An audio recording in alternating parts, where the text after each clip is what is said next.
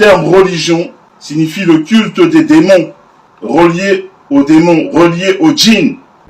Ils ont accepté la poubelle, les ordures des autres peuples, c'est-à-dire les religions qu'on leur a déposées en Afrique, qu'on leur a imposées en Afrique. Ils ont accepté tous ces déchets et actuellement, ils sont dans la misère, dans la précarité et ils n'arrivent pas à se relever parce qu'ils périssent actuellement par manque de connaissances. Donc il est temps que l'homme noir se réveille, qu'il sorte de son sommeil, car il est temps pour nous de reprendre le pouvoir. Il est temps pour nous de manifester la justice, car nos ancêtres étaient les maîtres de ce monde. Nos ancêtres étaient les pères de la science, les pères de la médecine, les pères des mathématiques, les pères de toute science. Donc l'homme noir doit reprendre sa place initiale et dominer le monde. Le terme religion signifie le culte des démons, reliés aux djinns.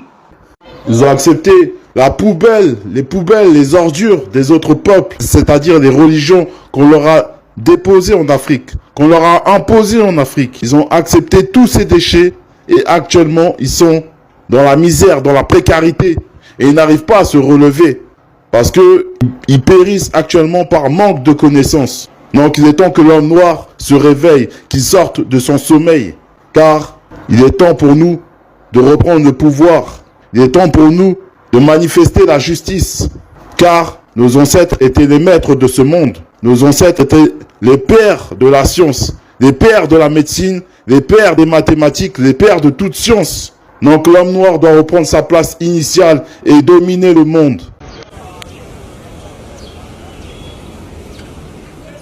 Ça pue, ça exhale une odeur infecte. On se croirait dans une décharge à ciel ouvert, oh que non. Bienvenue au marché Sandaga, l'un des plus importants d'Afrique centrale, qui se transforme en un véritable dépotoir. On est obligé de marcher avec les cache-nez. C'est un peu comme à l'époque de Corona. Regarde les asticots, c'est partout. On ne connaît pas comment on va s'en sortir. C'est seulement la mort maintenant, le tout si là. Le tout si là, où c'est quel genre, où le gouvernement lui-même, où voit ça, où c'est quoi comme ça, nous-mêmes, ça nous a déjà dépassé. La saleté partout, on n'arrive plus à déposer nos marchandises. Il y a même des moucherons qui nous suivent. Les marchandises, nous sommes exposés à des graves maladies. Regardez la poubelle. On ne peut plus vendre. Il y a les débrouillards qui ont abandonné leur point de vente parce que la poubelle occupe la grande partie. Dans ce lieu où les âmes se croisent, les déchets étouffent les espoirs, les joies. Les odeurs nauséabondes masquent les sourires. Les commerçants aux abois ne savent à quel sens se vouer. Moi particulièrement, je fais dans le restaurant, café-resto. Mais je vends dans la poubelle. Non seulement avec la poubelle, il y a les mouches, il y a les asticots, il y a les odeurs même qui nous empêchent de manger. Et avec l'histoire quoi là, le choléra, qu'on dit que ça a encore repris là, donc vraiment, on ne sait plus quoi faire. C'est Dieu qui nous garde. À cela vient s'ajouter le problème d'inondation. Les caniveaux sont bouchés. Quand il pleut, on ne peut pas installer, on n'arrive pas à vendre. L'eau nous arrive jusqu'aux genoux. La seule chose qu'on fait pour le moment, c'est d'utiliser le javel, le vinaigre, parce qu'on nous a fait comprendre que, comme moi je suis dans une boutique, sur la table vous voyez les mouches partout. Je verse le vinaigre, j'utilise le javel. C'est tout ce que je peux faire présentement.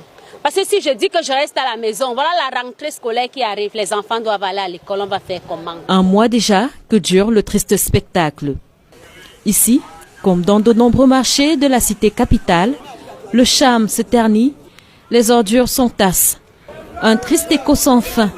Le fléau se propage, la laideur s'amplifie. Isaac n'entre pas dans le marché. La situation est compliquée, mais nous payons le balayage tous les jours.